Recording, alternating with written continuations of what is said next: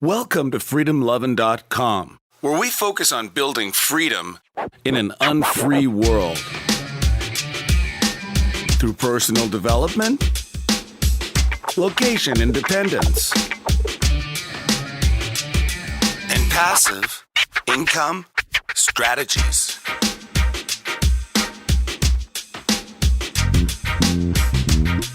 Now here's your host, Kevin Koskela. Welcome to Freedom Lovin'. This is Kevin, and this is episode number 37. And in just a minute, I have a recording of the interview I did with Chris Stefanik of Choice Conversations podcast. And we talked about the 6 strategies for living free in an unfree world. So stay tuned for that. One thing I wanted to mention is I'm taking Freedom Business Blueprint course from Internet Business Mastery. I'm kind of hitting the reset button. I want to get to what they talk about, the single motivating purpose, and having a single motivating purpose in your life makes life a lot better, makes it a lot more interesting, and they talk about the idea of waking up in the morning excited to work. And I have that sometimes, but definitely not all the time. And I am in a situation where I'm working a lot these days. I've got several projects going on, and some of them are really interesting to me. They're all internet marketing related, and others of them, it's just work, and it's just work for money. So I want to get to a point where I'm really excited about what I do, and I think this Freedom Business Blueprint, so far it's been awesome. I've been waking up at 6 o'clock in the morning, which is for me is really early, to do some of this every day, some of this course every day, because it doesn't fit into my schedule really to just sit and watch videos and listen to audios and things like that. And I want to be fully engaged when I'm taking the course. So I am really excited about this, and I think it's going to make major changes to what I'm doing. And what I think I'll get out of it is that I'll be able to determine what I want to do in terms of what I want to focus on, and kind of get rid of the stuff that I'm just doing because I need the money. And I think what will happen is I will start waking up every day excited to work, and my income will go up as a result of all that. So that's the Freedom Business Blueprint. I'll have a link for that in the show notes if you are interested in it. It's a lot of it's what I talk about on this show is creating more freedom in your life, and they really dive into all the different aspects of freedom and different things you can do, and just the mindset. And the mindset part is really the part that I'm working on now, and I think that's the key to all this, because if you don't really have the right mindset, then it is tough to feel like you're actually getting somewhere with building freedom. So I've been doing this thing I mentioned on another podcast. One of the travel hacking things that I do is I use Airbnb to rent out my place when I'm gone. So I have my apartment listed on Airbnb, and so I am taking off this weekend, and I've got somebody coming in, and I'm going to be going to Palm Springs. Actually, I'm going to be going to Riverside for a night, and Riverside is actually where I went to college for 2 years, so it's like I seem to always kind of end up driving through there or visiting there every once in a while, and so it'll be nice to be back in that town and to see what's going on. Not the most exciting place, but we're headed out to Palm Springs, and I'm going to do some hiking out there, and so I'll be there the next day. That's just a beautiful area. Unfortunately, it is Valentine's Day weekend. Not my thing, not the part of the plan, but that's apparently everybody, their mom celebrates Valentine's Day with these trips, because I tried to book a hotel in Palm Springs, and I've been trying for a week, and when I first checked it, there were only a few hotels listed, and I thought, well, there has to be more. Well, each day this week that I've checked the hotels, there have been fewer and fewer of them available, and yesterday morning I went on, and there was literally no hotels whatsoever available in Palm Springs, and I checked several sites, and unbelievable to me, because there's plenty of hotels in that town. But yeah, I guess this Valentine's Day thing is really taken seriously by people, whereas I look at it as a Hallmark holiday, and it's a big joke. So sometimes that gets pretty annoying, because I know that there's going to be a lot of traffic on the road today too. So, but if you like Valentine's Day, feel free, go ahead and do it up. But I just I'd rather celebrate little things along the way rather than just these made-up holidays and be forced to celebrate and forced to buy cards and flowers and expensive dinners and all that. I think all those things are great, but just rather than do them on a particular day, why not do them at it's more sporadic times, more random, because I think they're more meaningful then.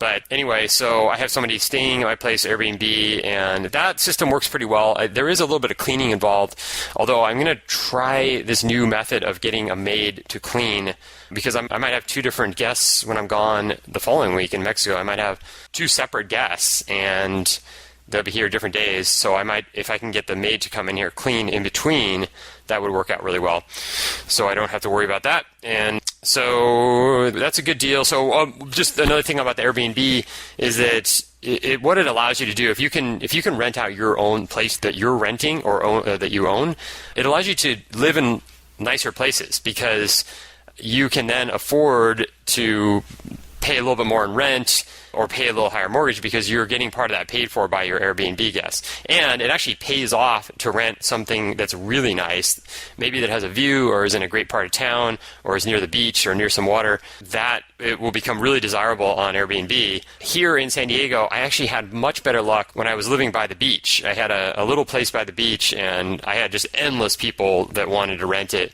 But here I'm in downtown now, and it is a nice location. I'm actually really close to the water, but it's just not getting as much traction. And I keep lowering the price, and it just seems like it's not quite as desirable as the beach location. But I am getting some interest, and sometimes what I'll do is if somebody wants to come in for a weekend or something, then I'll plan a trip around that, so that like a trip that I'm already planning on doing, I'll just plan it around the time that my guests are going to be here. So that works out pretty well. So I'm leaving for Mexico next week, so when this podcast comes out, I'll probably have a few more days in San Diego, and then I'll be off to Guadalajara and Puerto Vallarta, and I'm going to have some reports from there.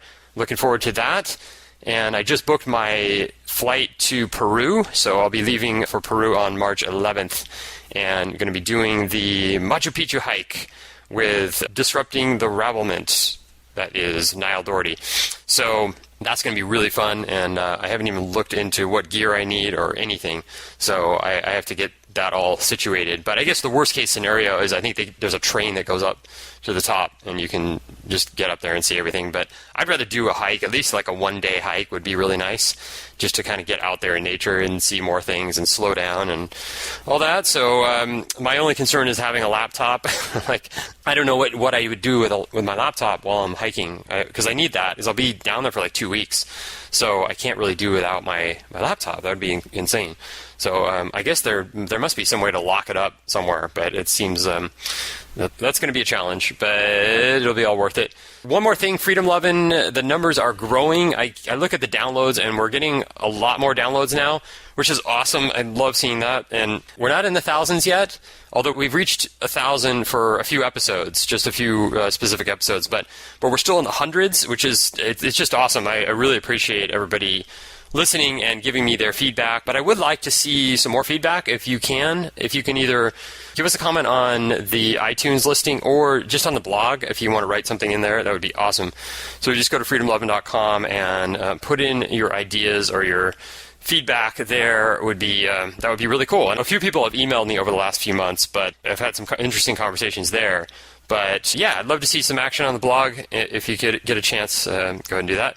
So, and then just want to mention that all the hotels that I booked, I booked a couple hotels this weekend, booked them with Bitcoin. So Bitcoin is absolutely something that you can use for currency now. There's a couple different ways. One is you can buy a gift card, GYFT, and buy these with Bitcoins, and then use the cards wherever they are accepted, which is a lot of places, including the Hyatt chain of hotels. And then the other way, cheapair.com, you can book airline flights. You can also book hotels there, which is what I did. So not all hotels are able to be booked in Bitcoin, but a lot of them are. So anyway, I think that's about it. Without further ado, here is my chat with Chris Stefanik of the Choice Conversations podcast, and hope you enjoy that. Have a great week, and go out there and build some freedom.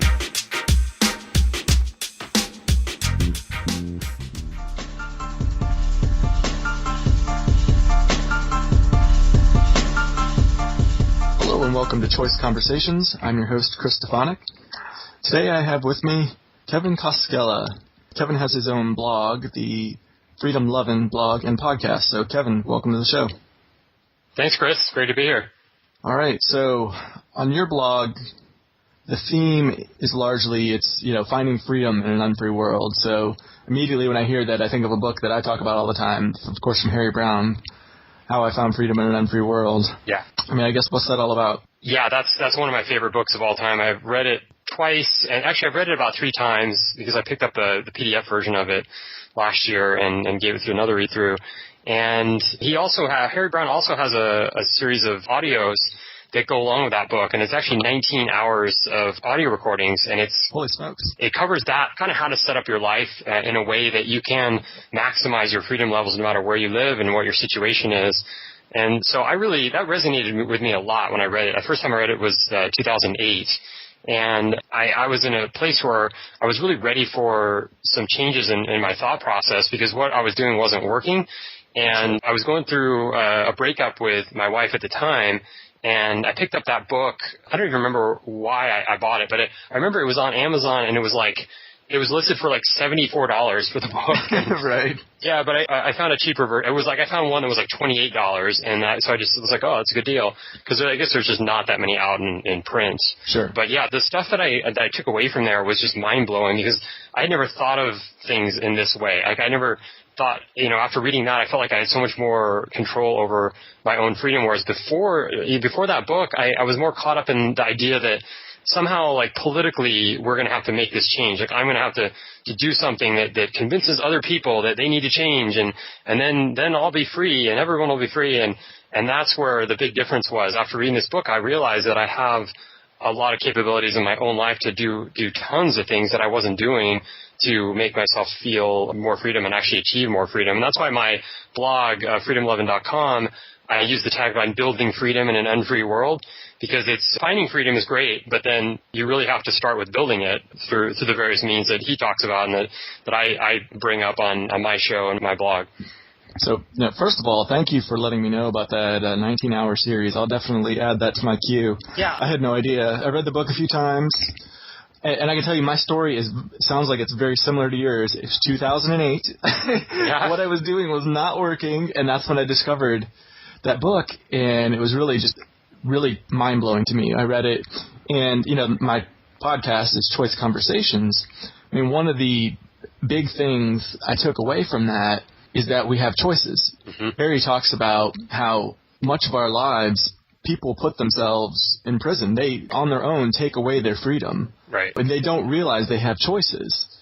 You had mentioned, I'm so sorry you had to go through a divorce and the like, but best thing that ever happened, actually. Well, right, but the thing is, people are stuck in these marriages where they're miserable. As it is, 50% of marriages end in divorce, but a number of people don't really believe in divorce and just stay in there. Right. They have their reasons for staying in, and they're miserable. I was reading a statistic where they said for 10% of people who their spouse dies, they become a widow, widower, 10% of those people are relieved and are like happy that their spouse died. Mm-hmm. So what that tells you is that while it's like 55% or whatever people are getting divorced, of those people that aren't getting divorced, about 10% of them are so miserable that they're happy when their spouse dies. So if you're willingly putting yourself in that kind of cage, as Harry would call it, you're leaving yourself in a cage where you're trapped, what kind of impact are you having on your happiness? So when I was thinking about what to name my podcast, I thought I liked the double meaning of choice. Hopefully the conversations have a fair amount of quality to them, so they're choice qualities, they're choice conversations. Right. But yeah, there's this whole concept of, everything we do in life is a choice. And when you recognize that, the possibilities that open up are tremendous. Yeah, and you mentioned the marriage thing. I think that's one thing that is one of those traps that people fall into, and not to say that marriage is bad or anything like that, but it's not for everybody.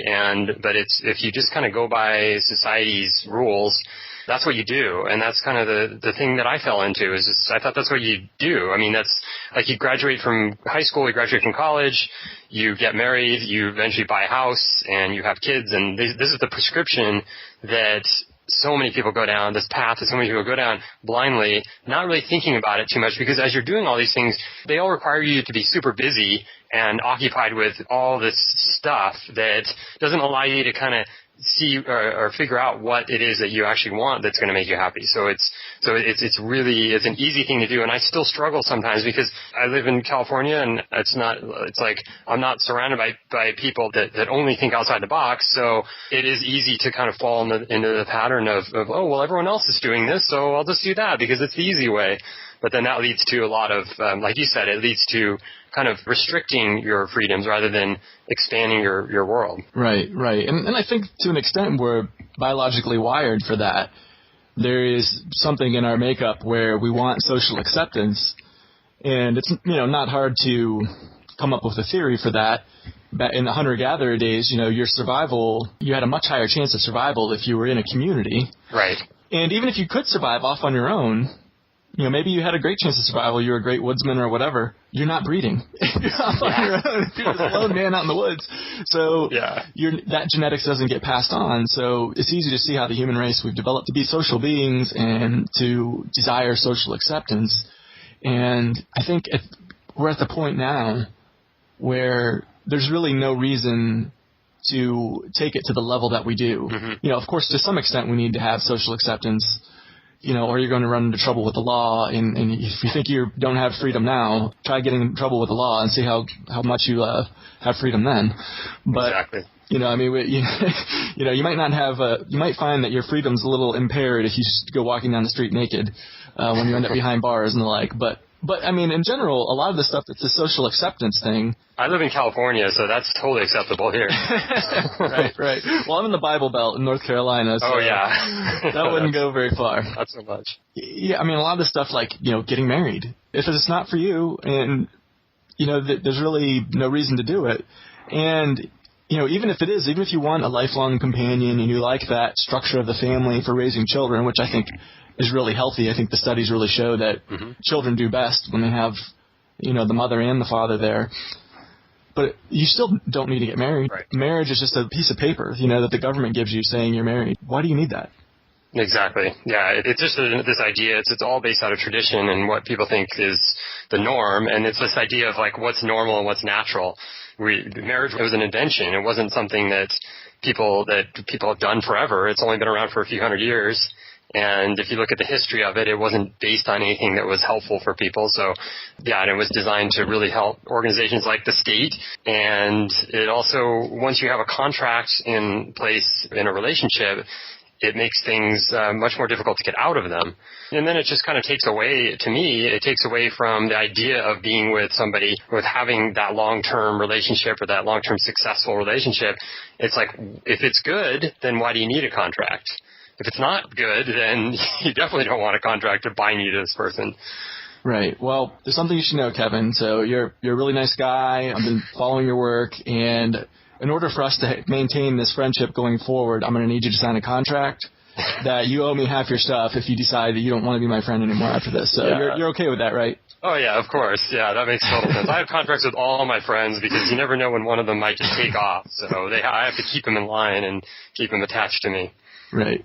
Well, that's kind of an interesting thing, too. It's counterintuitive, but if you have this contract, now there's less incentive to treat your partner well. Yeah. Now it's more difficult for them to get out, so you're like, you know what, I can let myself go. I can put on a big beer gut, and I don't have to buy flowers and do the special things the reason why my wife married me, why, I don't need to keep continuing those things. Yeah. Because now we're married, and we've got this contract, and she's stuck with me.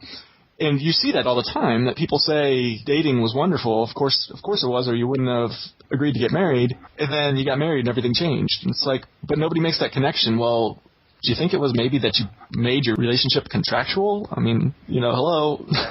Yeah, I think people could go into it thinking, well, I won't be that person. I will overcome that, and I'll make sure it doesn't happen like that. And some people are successful in kind of breaking and getting past that, but it's still there, and it does make it so that you can be more likely to just go, okay, why does it matter? Why do I have to try? And so to me, it's not overall a positive thing. I think people can overcome it, but a marriage contract in itself, it doesn't provide anything beneficial to the relationship. Yeah, well, I mean, a lot of people, they talk to their spouse in a way that they would never talk to their friends. Mm-hmm. And of course, they couldn't talk to their friends that way because then they wouldn't have that friend anymore. Yeah. You know what I mean? Yeah. So maybe this isn't a conscious thought going on. I'm not saying that people are like, oh, well, now I have permission to treat my wife like hell, because I'm married. Yeah. I'm not thinking it's something like a conscious decision, but at some subconscious level, you're very well aware of, the conditions. So. Yeah. What do you think about the idea of being in a relationship being voluntary? Like, so every day that you show up with that relationship, that it's your choice and you're voluntarily saying, I want to be with this person. And even if it's not just a long-term relationship or an exclusive relationship or something, do you think that can work? That can be like a long-term strategy? Like, hey, we're not bound together by a contract, but we're kind of have this agreement that, hey, we're going to be together. But at the same time, we're not like taking it for granted and saying, well, we already agreed that we're together, so, that's it. It's official. Right. Yeah, I think so. There are some people out there that are making that work. It's a very, very small percentage. Just because of our culture, most people, if you stay together for more than a few years, you end up getting married. Yeah. So, there are plenty of people that stay married 30, 40, 50, 60 years. If they weren't married, would they still be together? I would like to think that many of them would be. They're not. There are certainly plenty of people that are celebrating their 50th anniversary that say, I'm still as in love as the first day I met you, sweetheart, that kind of thing. And Are there a lot of those? Maybe not. Obviously the percentages, I think it's over 50% of people get divorced. So it's less than the majority that even make it. And if you don't find somebody that you're going to stick with the rest of your life either, I don't think that that's necessarily the end of the world either. Right. I think it's possible to have, maybe over the course of a lifetime, you have 3 or 4 long-term relationships that filled needs for you at the time. That you could have 3 different relationships that were each more than a decade, and then not necessarily anything wrong with that. Right? It's just completely voluntary. People change. Oh yeah. 10 years go by and things are much different. So sure. Yeah, I'm a completely different person than I was 10 years ago. So yeah. All right. So you have these strategies that you talk about in your podcast. Why don't we start, dipping into a few of these? You start with emotional freedom. Why don't you talk about what you mean by that? Yeah, I think that it's very easy to skip over talking about emotions. Especially in our culture, it's not something that's discussed very much because it's looked at as kind of weak. Like, oh, you have to talk about your emotions. That's like a weakness. But really what happens is if you ignore it, that becomes a huge weakness. So if you don't kind of take control of this aspect of your life, then it doesn't matter how much financial freedom you have or political freedom or anything else, because you're going to be kind of trapped by emotional difficulties. Sure. I don't think there's anyone really on the planet almost that has grown up with a completely healthy childhood and a really great set of parents and family to raise them. I think there's all kinds of levels of problems that can occur, and most people don't ever end up dealing with this, and then there's a lot of repercussions later in life. So, and then, everybody reacts to it a little bit differently, and some people kind of get attached to the idea that they need to get into politics because that's going to solve their problems. And this is kind of, for a few years there, that's kind of what I was sort of going for. But really it comes down to what can you do for yourself? You kind of start with yourself and then go out from there. So if you can't be happy with your own life and be able to have some sort of control over your own emotions, then you're not going to be able to have any effect on the world, any positive effect on the world. So that is so important to start with. And I did a few things. Everyone has their own path, so I don't think there's one right way to do all this. But, my path was these books. I mentioned the How I Found Freedom in an Unfree World by Harry Brown. We talked about that. But then after that, I went into some of the psychology books, and I started with Nathaniel Branden's set of books. He's got some amazing books on self-esteem, and that kind of brought me out of a stupor as well. As like, I had no idea about some of this stuff, and some of his work in some of his books, he has you do these sentence completions, and you basically are just writing out things that are in your head, but by writing them out, you're able to see them, and then it's kind of that idea of being aware of something, and then that cures it. So you see something and go, oh, I've been dealing with this all these years, and now that I can see it on this piece of paper, now it's dealt with. Now it's there. I know what it is. I don't have to be, chained to this idea. So I really like Nathaniel Branden's stuff with that. And I've pretty much read all of his books, but the workbooks are the most powerful. That's where you really are able to make changes. Yeah, I've done some of his sentence completion exercises, read some of his books. I really like his stuff. The sentence completion exercises, for the listeners that may not be aware of his work, what you're supposed to do, he'll start a sentence and then you finish it, and you're not supposed to think about it. Right. You're just supposed to read the sentence and just write what comes out, and what you're trying to do really is bypass your conscious mind and get to the subconscious, get what's going on beneath the hood. And it's pretty impressive how it works. It really will cut right to the root. I mean, if you've got any questions about something at all, you can make up your own once you've done it a few times and see how it works. Yeah. And you will get clarity so fast with how you feel about something. Yeah.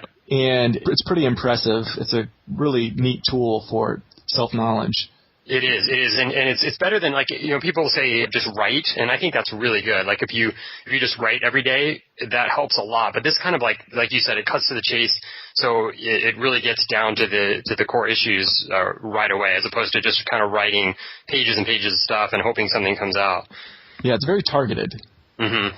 Yeah. Now, one thing that I really like doing, I've had a guest on my show a few times, is Pete Gerlach. And he's a therapist for interfamily systems therapy. Okay. And that's a method that I've done that, and it's one you can do on your own. Pete has a whole bunch of work available for free on the web. He also has some books you can buy at Amazon and the like. Nice. But he's got, 40 hours of YouTube videos and just Lord knows how many typed words he's got in articles. Cool. and exercises you can do But once you get through it gets to the point where you can pretty quickly just do it on your own without a therapist. Yeah. Let me tell you, it's like direct access to your subconscious. You can get right in there. Oh, that's awesome. And I really like it. It works really, really well as far as that, just cutting to the chase. Yeah. Are you going to put that in the show notes? Oh, yeah, I'll put that in there. His website, it's like Break the Cycle with Pete Gerlach. That's not what you would actually type in for the URL, so I'll put it in the show notes. If you do a search for Break the Cycle, Pete, probably before you finished Gerlach, it would auto-complete, in your search engine. Yeah. But I'll go ahead and put that in the show notes. It's really good stuff as well. Yeah. Cool. Yeah, just to continue, so, I think focusing on yourself and gaining as much self-knowledge as possible is the best starting point. And then it's about your relationships, so all the people that you're around. And I've found that of all the things that I've read and come across, that nonviolent communication is the best thing that works really well. And there's a book called Nonviolent Communication by Marshall Rosenberg. And it's just a really short book, but it really shows you how we basically were brought up to communicate in sort of a violent way, which is not to really try to understand people, but to instead just jump in and try to correct them, and then we get into arguments, and then nobody ends up getting their needs met. And this book is all about how both people can get their needs met in any conflict, and they go into some deeper stuff like how the author was able to sit down with these warring tribes and talk to their leaders and actually have them, after like centuries of war, have them sit down and say, this is what we're wanting, this is what we're needing, and then they actually end up talking to each other and kind of solving a lot of their issues. And so, his point is, if they can do it, then anyone can actually get into these win-win situations in kind of traditional conflicts. So, and it really comes down to empathy and having empathy for yourself and then others. And so when you can start building that, your life will change, because that's what happened to me. I mean, after reading the book is one thing, but then actually going out and using NVC is just a whole other thing, because you can really feel a difference in the world, and it starts to kind of open you up to all sorts of different people and different ideas. And to me, it's like it opened my mind. I went from being closed to a lot of things to being very accepting and understanding of all kinds of different people that I was never before. So that one was big. And I think you've read that book as well? Yes, I have. I've read his work. I've had a few podcasts on nonviolent communication. And yeah, I found it was really eye-opening, like you, my experience with it as well. You realize once you start doing MVC just how little you empathize with other people. Yeah. You're constantly looking for correction, diagnosis, judgment, rather than just trying to put yourself in their shoes. Right. It's amazing how much you're wanting to correct the other person. Because we all have our own vision of the world.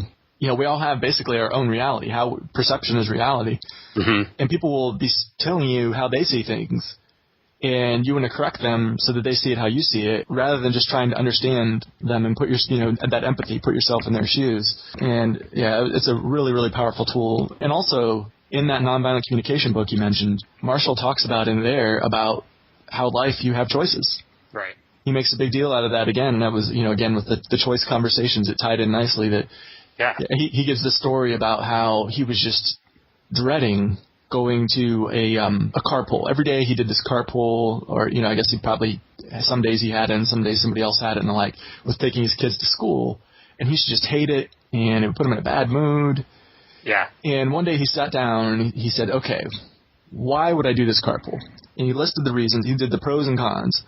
And after he did the calculation, he said, you know what? This is the right choice for me. He's like, I'm choosing to do it. I could pull out and say, we're not going to do the carpool. But based on the pros and cons, I'm actually better off if I do the carpool than if I don't.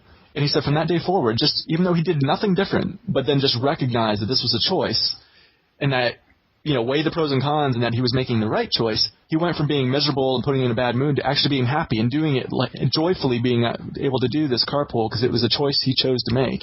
Yeah. And so he says, look at everything you do in your day and say, okay, this is a choice. Weigh the pros and cons. If it doesn't make sense after you weigh the pros and cons, don't do it anymore. Yeah. And if it does, then there's no reason to complain about it or anything like that. Say, hey, you know what? You're choosing to do it. It makes the most sense for you to do based on the other choices you have in your life.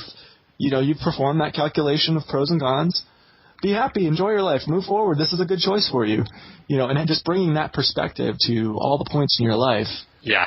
Marshall Rosenberg, his work has definitely had a big impact on me. Yeah, that's awesome. And and the other thing I want to mention about that is the idea of right and wrong is something he talks about in the book, is that most of us go around with this idea of what is right and what is wrong. And so that's the cause of so many conflicts, because nobody's ever going to agree with you. And there's another blogger that I follow, James Altucher, and he talks about this idea of you're never going to change anyone's opinion. So if you have that mindset, you're never going to change anyone's opinion, then you're not going to waste a lot of time getting into these arguments or trying to convince someone that they're wrong. And that's what Rosenberg is talking about with, forget about right and wrong. It's not going to get you anywhere. So just leave that out of the discussion altogether. And then you'll start to form, alliances, and you'll start to actually have discussions instead of arguments. Right. Yeah, that's the instant way to cut off any progress, is to explicitly or even implicitly just, judge someone as being wrong. Yeah.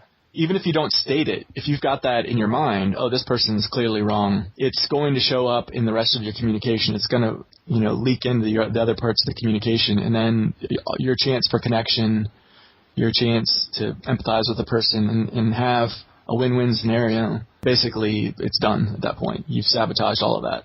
Yeah. And you're right about that, Chris. It's hard to get away from it. I mean, I think that, it's like, yeah. Yeah, I know. Yeah. Yeah, so you want to move on to the next? Let's do it. Yeah, I know you've done a lot of shows on travel, and why don't you talk about that? I interviewed a guy named Jeff Berwick a few months back on my podcast, and he says, I asked him, one of the things I asked him was, what do you think people should do, to get more free? And he said the number one thing is that they should travel. And I think that's the number two thing, but I agree that is really, really important to get out there and travel. And you can start small, you can start big, there's so many different ways to do it. There's no right or wrong. Again, no right or wrong. I think that just getting exposed to just a variety of people and a variety of places, and it really opens you up. And I think that, the way I've done it is, I've done a variety of things. I've done tour groups, and then I've done solo travel, and I've traveled with partners and things like that. But I think all of it is great. And I got probably the most I ever got out of a trip was when I bought a one-way ticket to Bali, Indonesia, and I didn't know where I was going to go. I knew I was going to probably spend a month there and then move on. But then I just started kind of bouncing around Southeast Asia, and it was just a great experience to be able to wake up in one place and decide if I wanted to stay or move on to somewhere else. And I just got exposed to so many different types of people in different countries, and I just saw some really different things than what I'm used to in America, and some really, really poor people, and then just experiencing how friendly people can be and how welcoming and warm they can be in different places. And just getting over this idea that a lot of people grow up with in the U.S., which is that the rest of the world is just dangerous. Like if it's not North America, you're probably going to get killed if you go visit some other country. And so it's getting over that is really good. I think that's an important thing. And just seeing that everybody in the world, most people, the vast majority of people, are just trying to make ends meet, and they're trying to get ahead. They're trying to build something in their lives. And there's really very little hostility wherever you go, despite what you see on like mainstream TV news, which it would be to think that the whole world hates each other and we're all about to go to war. And so I think that is a really important thing. And there's so many different ways you can do it. I mean, a lot of what I talk about on the podcast is that it doesn't require a ton of money to travel. It doesn't require that you have any sort of specific job, although it's nice to have a job that allows you to, or a business or something that allows you the freedom to move around. But it can be done on very little money, and there's a lot of ways that, and I talk about this on my shows, a lot of ways that can be done with getting part-time jobs, with airline points, and all kinds of things. Yeah, and of course you started this off with the quote from, was it Jeff Berwick? Jeff Berwick, yeah. Berwick, okay. You should travel. Yeah, that's right. A judgment, like, you're wrong if you don't. The right thing for you to do is travel. Yeah, well, that's a good point that you brought up, because I read this blog post a few months back about how everybody is doing it wrong. Like, everyone that travels thinks that they're traveling, but they're actually not, because... And he had like 67 points on why most people do travel wrong. And it was all stuff like, if you think that going to Disneyland is traveling, then you're wrong. And it's like just all kinds of things like that. Or if you get off the airplane and you're going to Thailand and you've got your suitcase, then you just haven't figured it out that you need to have a backpack. And it's like, I mean, it's just crazy stuff. Like if you think, I mean, to me, it's like if you want to go to Disneyland, then that's travel. That's your version of travel. That's fine. It's like nothing wrong with that. Right. Yeah, I agree with you as well. There's a quote that I always like to say, and it's, the world is a book. Those who don't travel read only one page. Yeah. And yeah, it's like you said, when you get out and you travel, especially if you really get to meet the locals and the like, you learn that we all have the same needs. We all want security. We all want love, community, and things like that. And this violence that you see is, almost entirely state-driven, the violence that you see in the world. Right. And the people are not for it. So I'm reading right now a great book from Howard Zinn, The People's History of the United States, something like that. Yeah. But he talks about even during the Revolutionary War in America, it was almost entirely driven by this small minority who had very strong financial interest. And on the loyalist side, the people that were in support of Britain, they were using the power of government to keep competitors out. Mm-hmm. Well, the people in the revolution were the businessmen who were competing with these loyalists. They were the richest people in what was, colonial America at the time. They were the richest people, and they were the ones, the competitors, the new kids on the block, and they're like, hey, England's keeping us from getting our businesses going, let's get them out. And he shows kind of the propaganda they used to try to win over the small people to help fight this war that in no way, and he shows like afterwards, they were no better off. The people did all the ones who did all the fighting and the suffering and the dying and stuff were all the people that got no benefit. Yeah. And very little of the fighting and stuff was done by the rich elites, which were the ones that came out on top from it. Wasn't it that most people in those days, most of the colonists were not for the revolution? They were not for a war? Correct. Yeah. And this goes on all throughout our history. So this is even today, these wars in the Middle East and the like. Public opinion is very much against it. Everybody I talk to is like, I don't know why the troops are over there. Bring them home. Yeah. And who's getting rich off this? Well, the politicians. The lobbyists are lining their pockets. The merchants of death. You've got your Lockheed and Martin and, all these people that are, making all the bullets and the tanks and the planes and Boeing and all of that. Right. They're making a ton of money. They're the ones that get reaping the benefits. Well, who's paying the bill? Well, the ones that are suffering and dying are the soldiers who are, very much poor. It's typically people that go to the military are, for the most part, lower class. You get some middle class in there. So they're the ones that are suffering for it. And, of course, the people that are really suffering are these people in the Middle East who had nothing to do with Al-Qaeda or 9/11 or any of these other things. It's like almost all of them are just the people. Yeah, I saw a video on this guy went around Afghanistan, and he was interviewing just random people in Afghanistan. And this is probably a few years ago. And he's just asking them, what do you think about, and he's got an interpreter, so it was, in their language. He's like, what do you think about 9/11? And every single one of them were like, what are you talking about? And then he was like, oh, New York City, what do you think about the World Trade Center, the towers falling? And they just go, I don't even know what New York City is. Like, I don't know what you're talking about.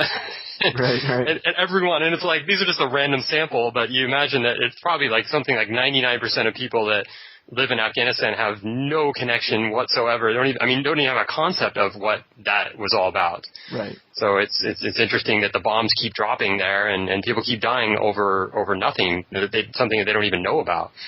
Right. I mean, by the government's own reports. So in WikiLeaks, they had a number of things from the CIA, and they were showing that 9 out of 10 people that were killed, 9 out of 10 Afghanis that were killed were civilians that were not terrorists, were not in Al-Qaeda, were not Taliban or any of this. They were just civilians. And the majority of these 9 out of 10 that were killed were women and children. Right. And so, it's people that are just absolutely innocent being killed. Yeah. At any rate, I don't mean to totally derail the conversation, but the more you get out and travel and see, you realize that this is all just the power elites, the governments. They're just lining their pockets off of war. It's doing nothing to help the vast majority of the people on the planet. It's just making suffering and misery. Yeah. It's not making the United States any more safe and the like. So I think it's important to travel just to get your eyes open, because so much of what you see on TV and in the papers is just fiction. It's propaganda. Yeah. Yeah, exactly. And one more thing on that is that, I think traveling can be done on a local level too. Like, there are so many amazing places in the U.S. It's such a great, amazing country to cruise around and see just all the different things that we have, that there are to offer here.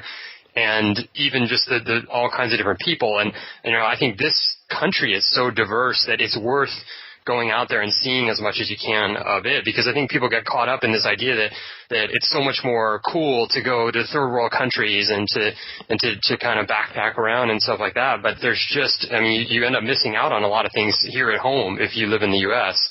that I think are really worth seeing. And I think that's the great thing about being here, is that there is so much to see and do.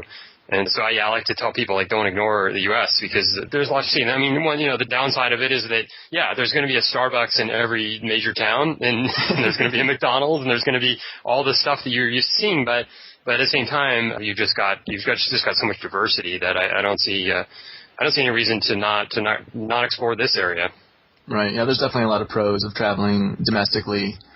Of course, the cost can be a lot cheaper. You can just drive. Yeah. Simplicity, you're not having to worry about passports and things of that nature. So, exactly. And it can be super cheap. Yeah. If you want to bring a tent, you can.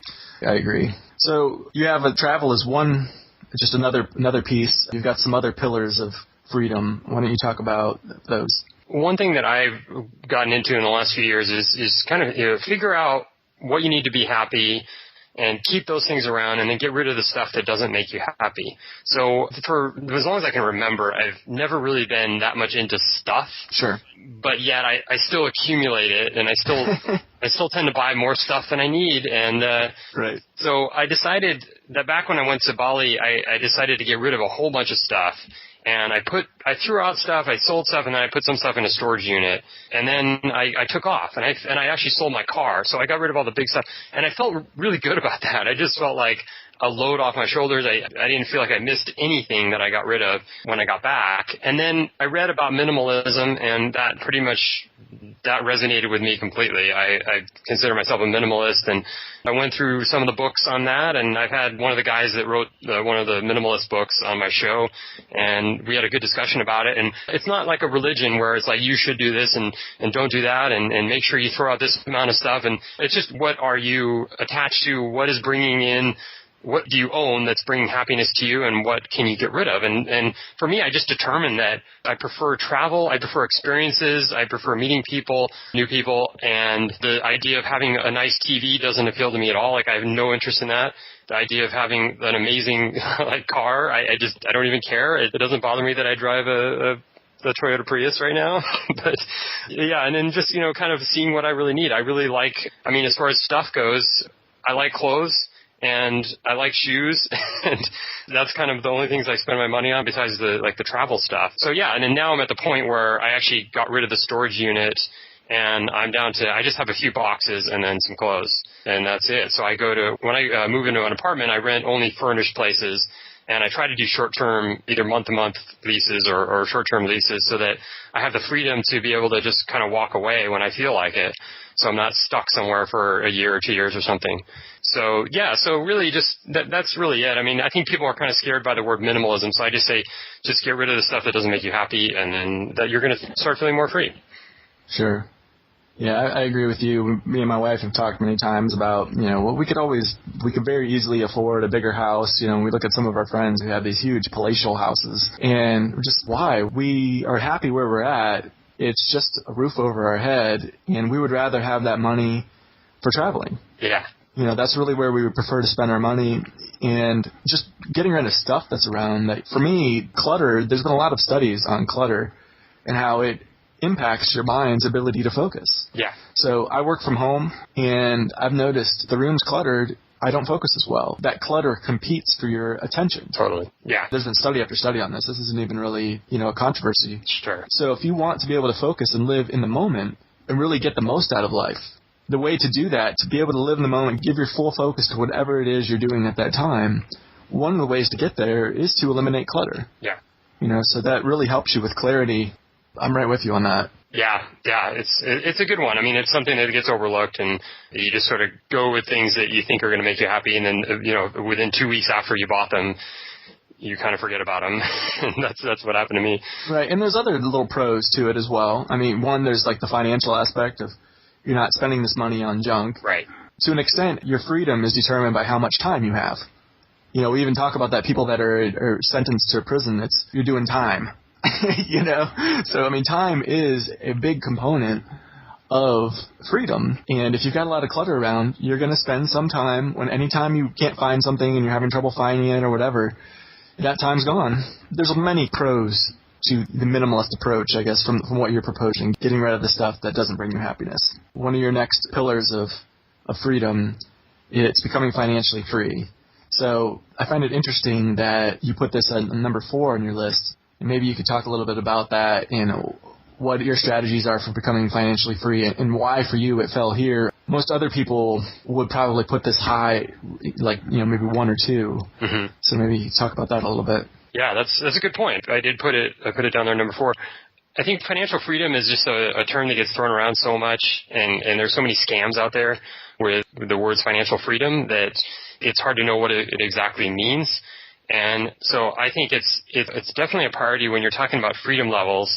It's definitely something that I think is a priority, because without financial freedom, you could be stuck at a job that you don't like, or maybe you don't mind it, but you're still kind of stuck there trading your hours for dollars, which is a bad trade if you ask me. So I'm really a fan of doing what you can to become financially free. And it doesn't have to be this daunting big thing, like I need to start a business that's going to earn $10,000 a month passively. I mean, all that stuff is it can take a long time, and you don't need all that to actually be financially free. The best thing to do is to figure out what it is that you need to kind of free up your life, that you don't have to go to a job. Or if you do like your job, maybe that's something that you do instead of working 8 to 5 or something, you do it whenever you want. So you do it from home, you do it from different locations, things like that. So I think a really good place to start with financial freedom is actually managing your money. Because whatever money you have, if you can set it up so that you're saving for your financial freedom, then that's going to happen much faster. There's a guy named T. Harv Eker, and he had a book out many years ago called The Secrets of the Millionaire Mind. And I went to his seminar back in 2007, and I really got a lot out of it. It's all about the mindset, the psychology of money, and we all have a financial blueprint that it's kind of set. And his book and his seminar was about getting you over your blueprint and into something that's going to make you have the mindset of someone that's a millionaire. And the main thing with that was the main thing I got out of that was the money management stuff. And that I did a blog post on it because I feel so strongly about it, that you basically separate out into different accounts. You separate your funds into different accounts. And so every time money comes in, so in the form of a paycheck, then you divide it up into these different accounts, and you start with the number one thing is your financial freedom account.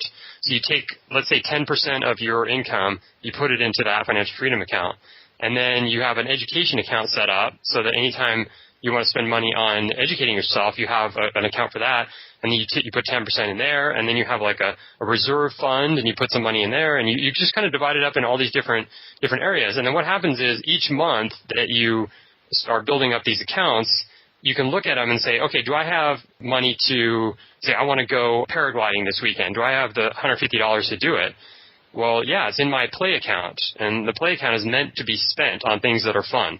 So you spend that, and you don't worry about it. You're not thinking, you're not like stressed about, oh, can I afford this, or can I not, or I can't afford it, or anything like that. You know you either can or you can't, and you've got all the numbers right there in front of you. So that's kind of my first thing, and then building up some sort of a business or some sort of income that comes in passively is really important when you want to free up your life. So it's nice to be able to set your own hours and not have to be trading your time for money. You set something up, you work really hard on it, then it sells itself. So I have internet businesses, and many of them produce income without me having to be constantly working on them. They're passive income streams. I sell information products, and then I have membership sites in a few different areas, and I have to do a lot of work for them. But then once I do the work, then that's set. So that's kind of what financial freedom. I think it's kind of an overwhelming topic, and it gets kind of misconstrued, and it's not super clear on what exactly it is. So that's why I kind of leave it down there on the fourth position. Yeah, I like what you said about trading your time for money is a bad deal, typically. Robert Kiyosaki, he wrote in, Rich Dad, Poor Dad, that he said, poor people work for money. But he said rich people, their money works for them. Right. And he really talks a lot about this, getting passive income streams. And, he's like, you should not ever be punching a clock or, collecting a paycheck. He talks about setting up businesses and just various ways you could set up passive income streams. And, of course, he made his money off of real estate. I'm a believer in that as well. I personally really enjoy investing in financial markets. Yeah. So for me, it takes very little time because I do long-term strategies. I tried like day trading, and it was just too much time. You have to just sit there all day long watching a screen. And I'm like, you know what? This isn't giving me freedom. This is reducing my amount of freedom. Right. So I switched to long-term strategies that require just very little time from me. And, you make decisions every couple weeks. And then you just sit back and watch the money come in. Yeah. That's what I like for my passive income. I'm a big fan of like rental properties and the like too. There's a lot of tax advantages, at least in the United States, with real estate and rental properties and the like, where you can just write off so much stuff if you have real estate. And you can really leverage it. It doesn't take a lot of money to buy a rental property. Mm-hmm. You can go out and buy a rental property where the rent is paying your mortgage for it. Yeah. So you're basically, it's just paying for itself. Yeah, exactly. And, you can get them if you find the right deal, you can have it where it's paid off in 10 or 15 years, and then you're just collecting the rent. Yeah. But there's a lot of different ways to do it. Like you said, the internet now makes this better than ever. And I like how you said, if you want to go paragliding, go paragliding. If you've got this all worked out where you've got like a budget, Harry Brown says in Finding Freedom in an Unfree World, he had like a $10 rule, which was if something was $10 or less, he didn't sweat it. Yeah. Like he wasn't going to go like, well, wait, can I find this for, $9 at a store across town, or do I have a coupon or anything like that? Spend all this time and just, so many people will get caught up trying to save a quarter. Yeah, yeah. It's amazing to me. Yeah, that $10 is probably, that was like 1974 or whatever that book was out. That's probably like, what, $50 now or $60? Yeah, yeah. But yeah, it's like the gas station thing, the driving like 20 minutes out of your way to save 10 cents on a gallon of gas. Yeah. It just makes 0 sense in so many ways. Yeah, and I have friends that to this day will do that. Yeah. They will drive around. They will go, I can't buy that at this store. 5 cents less at the store 20 minutes across town. And I'm like, are you kidding me? Yeah. Even if, let's just say that you did actually save money, which I'm questioning if you are based on gas prices. Right. But let's just say if you actually did save money. Well, there's your time factor. Yeah, exactly. I really enjoyed, you had a podcast with George Smolinski. I don't know if I'm saying that right. Yep. But he said the 3 big things that people have is time, money, and health. Mm-hmm. And he said you really need to prioritize these things. And he said, you know what? Time is the one thing you can't ever get back. Right. He said, honestly, of course, if you don't have good health, you're in trouble. You need to make sure you're taking care of your health. You're not going to be enjoying your time if you're not in good health. But he said, there's something to be said for time. And he said, I put time above money every time, not to make a pun, but time, he says, for me, I can't ever get that time back. So he was really big on having like virtual assistants, these people that you would you pay to be basically like a secretary for you and handle stuff. Like if he wants to go on a vacation, he doesn't do the planning. He has somebody else make that time to schedule all the stuff and take care of the arrangements for him.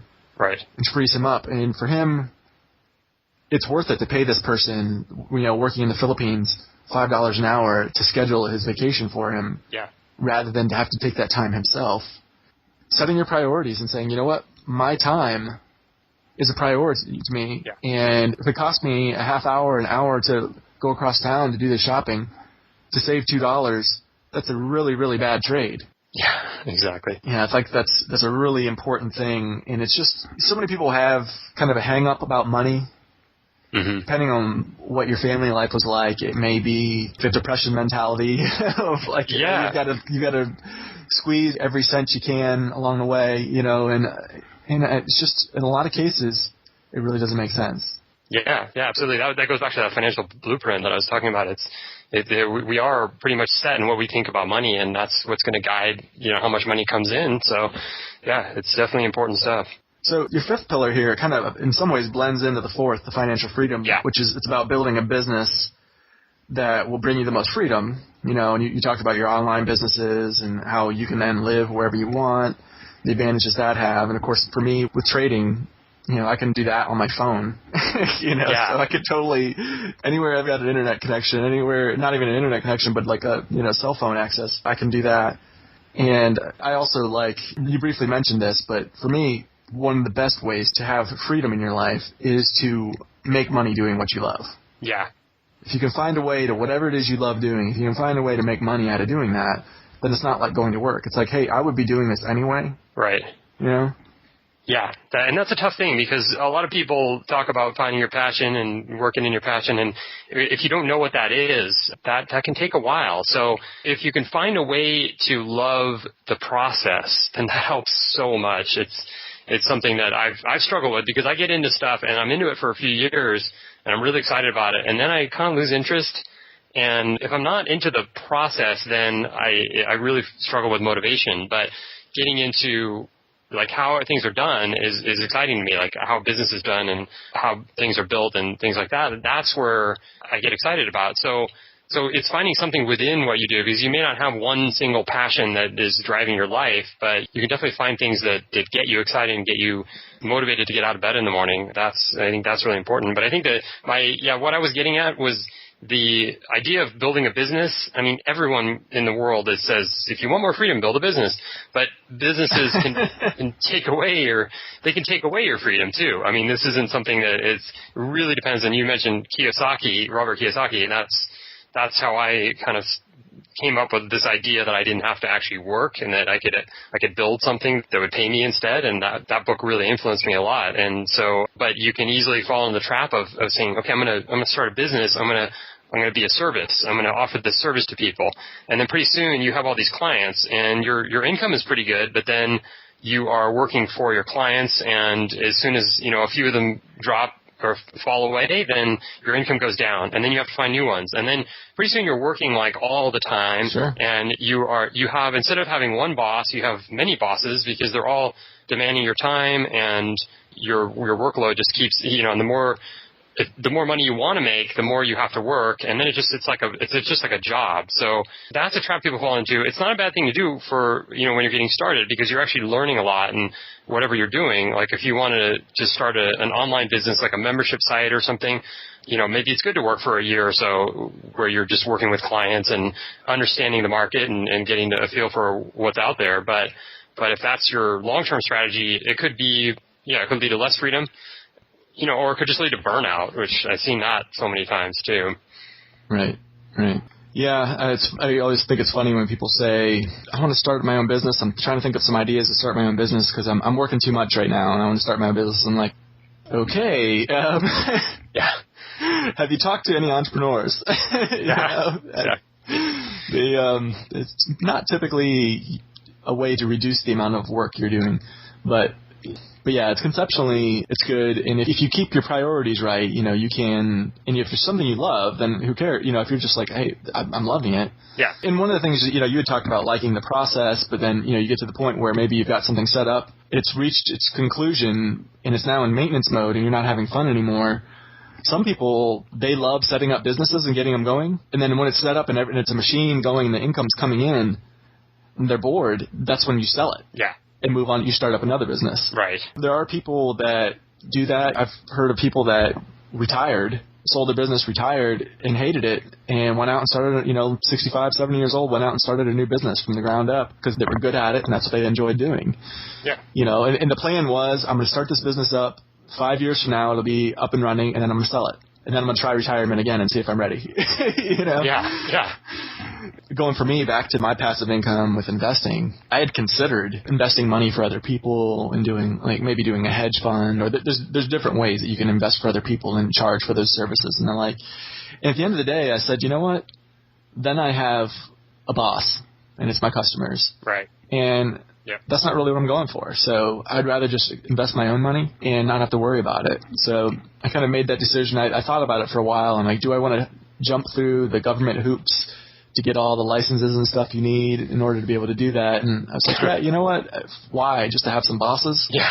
I'm like, pretty soon with the way their money's growing, I'm not going to need clients anyway. Yeah. And also just to tie this back into one of the points you made, talking about financial freedom, one of the things stopping people from doing, probably the single biggest thing stopping people from doing the business that they love is it doesn't make enough money.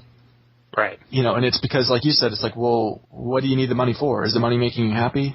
If you can reduce your expenses down, if you're happy, then who cares? Maybe you're a professional dog walker and you're loving it. Mm-hmm.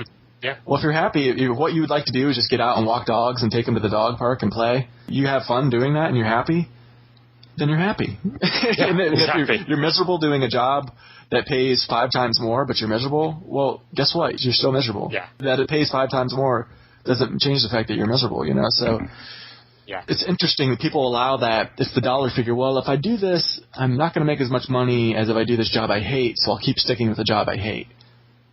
Yeah, it doesn't make any sense to me at all.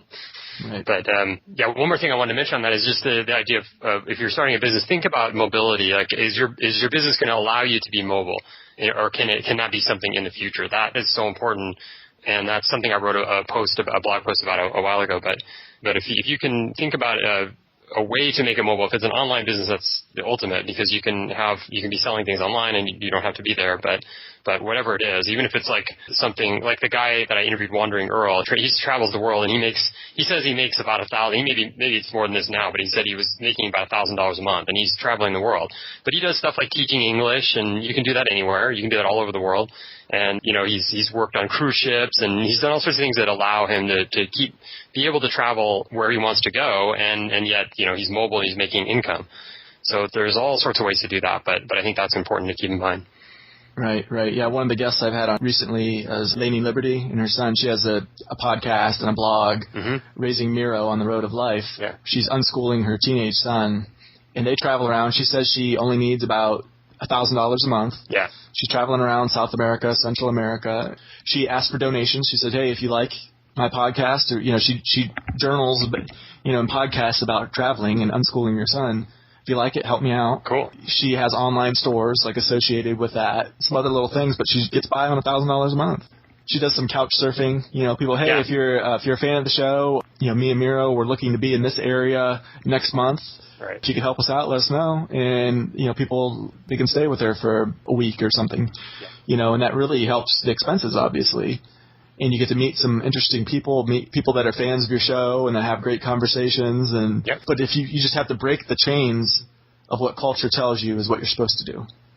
Yeah, and also just the perceptions. Like I did when I went to Southeast Asia, I was constantly traveling, and I did all my expenses and compared them to what I would have spent just sitting in my apartment in San Diego here.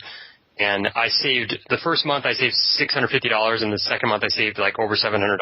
Wow. That was just expenses, and I was staying in hotels and all that, but it's just the cost of living is so much less. So that's what, people don't really understand that. That goes back to the whole thing about traveling, is that you can actually be saving more money by traveling than staying in one place. Right. Which is really interesting. Right, yeah, and I had Eric Townsend on, and we did a couple shows on travel, and he was kind of saying the same thing. He had a condo in Hong Kong, one of the most expensive real estate places in the world. Yeah. And he said, it was killing me having this condo in Hong Kong because I would travel to these places, and he's not staying at hostels. He's not couch surfing. Right. This is a guy, he's got his own hedge fund and is making good money, and, he's a software entrepreneur that sold off his .com, and he's got money. He's not roughing it when he's traveling. Yeah. He said, my condo sitting empty in Hong Kong was costing me more than traveling to France, than traveling to these nice countries and staying in nice hotels and stuff. He said it was crazy. Yeah, I listened to that show, and I thought it was a great show. He did just an amazing review of all these countries. If you're interested in that, I would go back and listen to that show. But one thing about that was I was thinking is one thing I do, that you don't have to leave your place empty. You can rent it out while you're gone, and that's what I do. I try to schedule trips around. I use Airbnb. I put my apartment on Airbnb, and I get people to rent it for more than what I'm paying for it. And so as I'm traveling, I'm actually making money through another source. Nice. So that's like he could have probably put his Hong Kong apartment on Airbnb, and if he was paying $6,000 a month, he probably could have got $600 a day or something, whatever the going rate is. And, sure. And, it's pretty easy to do. So, and it's the same, it's like couch surfing. It's a community, and people get ratings, so you can make sure you've got someone good that's going to take care of your place. And so there's all sorts of ways to do it. I guess that's the point. There's just so many different ways to do it. Finally, you have your last pillar of freedom, and this is setting up an anonymous New Mexico LLC and using Bitcoin. So why don't you tell us a little bit about what that is and how that helps you to become free? Yeah, this is the high level ninja part of the formula. Yeah, this is after you've got all the other stuff set up, because it's pointless to even consider LLCs and things like that until you've kind of gotten rolling with something. You can form an LLC, a corporation in New Mexico, and it's really not expensive, and you don't have to have your personal name on that corporation. So on the company documents. So it's hard for people to believe this, but you basically can operate that LLC as whatever you want to name the LLC. So that allows a lot of advantages, and I'm sure, your listeners are smart enough to see how that could really be beneficial, especially with avoiding, lawsuits and things like that. Like, it's really hard for people to get at your stuff if you are not on the company documents. It's just your business name. So that's something that I did about a year and a half ago, and I've used it for several things, and it just allows that extra level of privacy and anonymity that you want to do. It's going to make you more flexible and more free in your business dealings. So I really recommend looking into that. I've got some resources on my site where you can get it for, get it done right, where you have all the documents done correctly, because there's so many scams out there with LLCs. You can set them up, and then if it's done wrong, you could have an LLC that exposes you to a lot of stuff that you don't want. But I can actually help with making sure that it's done right. And so there's some resources on my site on that, but I really recommend doing that. It'll really save you on worrying about your assets being out there and not protected. So do you want to move on to Bitcoin, or do you want to talk about that? So let me just see if I understand what it is you're saying. Is the reason for doing a corporation is essentially to protect yourself, because nothing can hamper your freedoms. Well, I shouldn't say nothing. The biggest thing that can hamper your freedoms is getting in trouble with the law. But the other just would be lawsuits. Yeah, exactly. Both those. Any predator out there that wants to get at your property can do so. If it's all under your name, it's not hard. I mean, if a government wants to go to a bank and say, we're going to freeze the account of this person, they fully have the legal right to do that. They can say, we need to close this account down, and you have your life savings in that account. Well, too bad. The Patriot Act allows them to do pretty much whatever they want with your bank account. So to just have your assets out there for, just in bank accounts, things like that, it's pretty risky. So, having that LLC owning things is going to it's just going to create another layer of protection. And there's a lot that you can do with that. And, again, like you said, if somebody does try to sue you, it's really tough. It's really tough because they're going to have to find you. And how do they find you if your name isn't on the company documents? Right. Yeah. So I'm interested, if you set up like your passive income streams as going to this LLC, right? Would you end up in a scenario where you're like getting double taxed? I'm imagining a scenario where the corporation has to pay taxes on income at one rate, and then you have to get the money from the corporation. So for it to come to you, do you have to like pay yourself a dividend and then you're paying a dividend tax, or do you just spend that money from the corporation? You're like the caretaker of the corporation, so you can spend it. Yeah. Basically, you can set up bank accounts under the name of your corporation, and then use that money for paying your bills or whatever. But you just owe for as far as the federal income taxes, you just owe whatever it is you owe on your personal income taxes. So you can see that, like, I do business online. I mean, that's where I do business. I spend a lot of time in California, but I do business online. Yeah, so that's basically it. I mean, my company is where I'm using my LLC to. That's where the money is coming in, and then I have a bank account for that. And then if you want to spend that money, you just, as the corporation, spend that money. Mm-hmm. You've got like a credit card for the corporation or a debit card or whatever that you can then spend. You could do that, yeah. I mean, you can do it any number of ways. I have the corporation set up in my PayPal account too. So the money that comes in automatically goes to my PayPal account, which is owned by my LLC. Gotcha. All right. So, and then you'd mentioned Bitcoin. We've talked a little bit about Bitcoin on this show in previous podcasts, but what are your thoughts on Bitcoin as far as a tool for finding more freedom? Yeah, it's definitely a hot topic right now because it's getting so much publicity, and it's in the news just about every day, it seems like. But it's really Bitcoin is a way to break away from the established banking system. And that's what eventually it will be. I mean, right now it's a really small. We're just at the beginning stages of this whole thing of digital. We're just at the beginning stages of digital currencies and people even understanding what they are and how they work. But basically, with Bitcoin, it's much easier to make your transactions anonymous than it is with using like credit cards and debit cards and things like that. And then you don't have to have a third-party intermediary when you're transacting business-wise. So with Bitcoin, you can transfer as much money as you want overseas with nobody in between and little or no fees on that. So, and then it's instant transactions. So you can send someone money in Japan and they can get it instantly and there's no fee. So it's something that's really revolutionary, and it allows you to do a lot more. It just provides all kinds of flexibility with what you can do in business and what you can do with your funds, with your savings, and it's not as likely that someone's going to be able to track where you are based on your Bitcoin payments. It's very hard to track Bitcoin addresses, things like that. So yeah, I mean, there's just all kinds of things you can do. And at this point, I'm still transacting in dollars because we're not at the point yet where I could offer my products in Bitcoin, but there's just so few people that are aware of it or that understand it that they'd still be probably going for the PayPal stuff because that's what they know. Okay, great. Well, this has been a lot of fun, a lot of good information in there. I guess, do you have any clothing? Do you have any clothing? Do you have any closing thoughts for my audience? And also, if you could just let them know where they can find out more if they want to contact you. No, yeah, I think that's really it. I really enjoyed our conversation. Really appreciate you having me on, Chris. And, hopefully we can do it again. Maybe I'll have you on my show at some point and we can chat about some other stuff. But yeah, I think this is a really important topic. It's a fun topic, and it's kind of a good starting point if you're looking for more freedom. So, my website is freedomlovin.com. There's no G, it's just lovin, freedomlovin.com. And you can just find me there, or you can, if you want to email me, it's, actually I'll give you my Twitter handle is freedomlovinguy, so it's at freedomlovinguy on Twitter.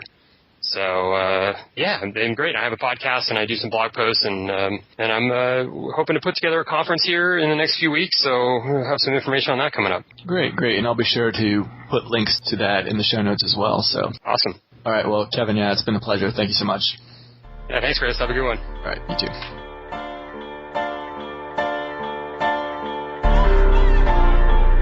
Hi gang, this is Chris Stefanik. I have a huge favor to ask. As you know, I don't charge anything for this podcast. I don't ask for donations. I don't have any advertising. I just do this all out of the goodness of my heart because I love to have these conversations and to connect with all of you listeners out there. It's really special to me to have that opportunity. But I just do not have the time to do the editing for this. At one point, I did have one of the listeners who was helping me out with editing, and they did a great job, and they did a few shows for me, but they ended up getting busy, and they're unfortunately not able to do it for me anymore. So I'm asking if somebody out there would be willing to edit some of the shows for me. That would be super awesome. I would greatly appreciate it. If you enjoy the shows, if you get value out of them at all, that would be a really fantastic way to reciprocate to me. So if you could do that, just get a hold of me. Best way to do that, if you go to Facebook, and if you go to Choice Conversations Podcast on Facebook, you'll find me there. And just leave me a message, and we'll take it from there.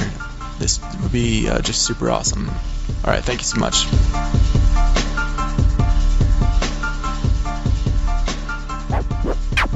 Thanks for listening to another episode of the Freedom Lovin' Podcast.